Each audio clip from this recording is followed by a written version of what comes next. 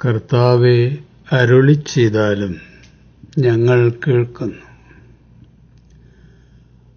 അന്വേഷിച്ചാൽ കണ്ടെത്തുമെന്ന് ഞാൻ മക്കൾക്ക് നൽകിയ ഉറപ്പിൽ ഉറച്ചുകൊണ്ട് നിങ്ങൾ എന്നെ അന്വേഷിക്കണം. നിങ്ങളുടെ അന്വേഷണയാത്ര അനന്തദൂരങ്ങൾ തുടരേണ്ടി വന്നേക്കാം.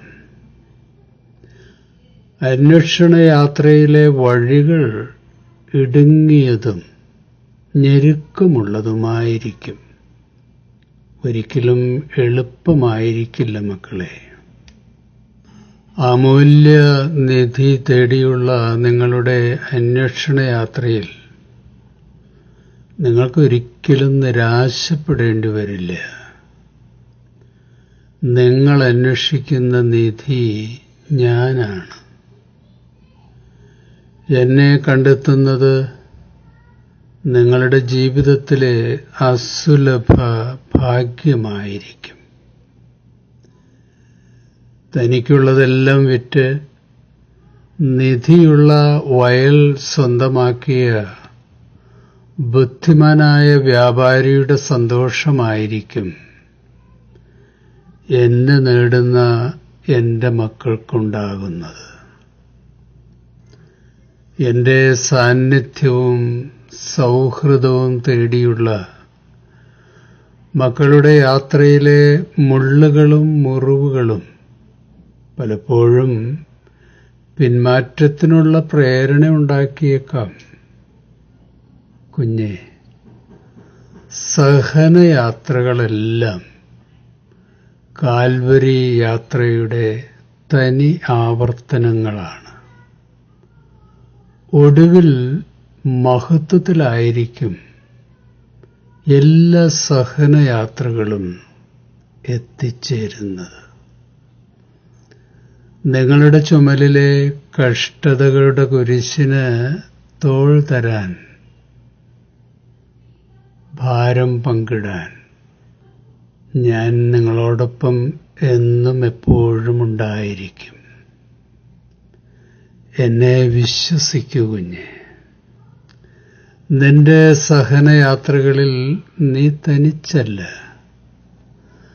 നമ്മൾ ഒരുമിച്ചാണ്.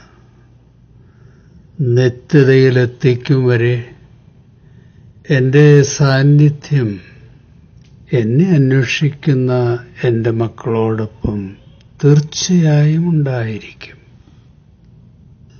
സദൃശവാക്യങ്ങൾ 8-ാം അധ്യായം.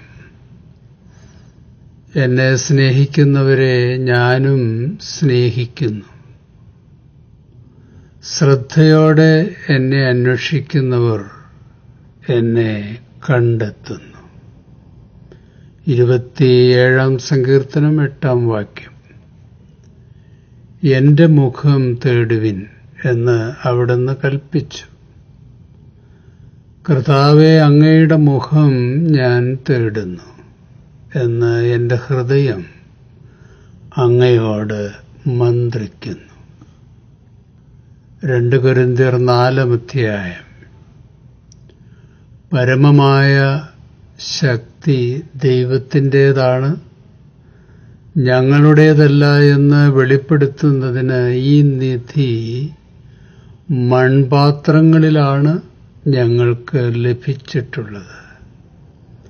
ഞങ്ങളെല്ലാ വിധത്തിലും ഞെരുക്കപ്പെടുന്നു, എങ്കിലും തകർക്കപ്പെടുന്നില്ല. വിഷമിപ്പിക്കപ്പെടുന്നു, എങ്കിലും നിരാശരാകുന്നില്ല.